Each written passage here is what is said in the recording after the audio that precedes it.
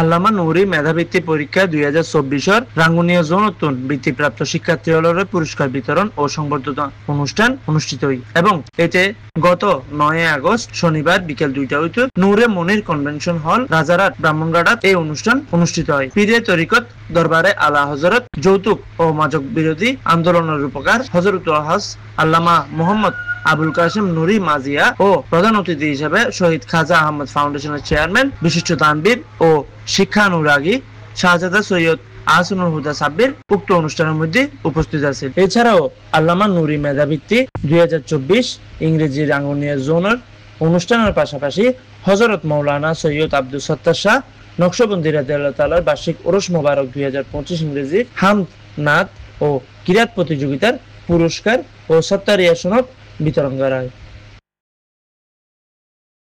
তাহারুল Hasan, C71 news, Rangunia, Chittagong.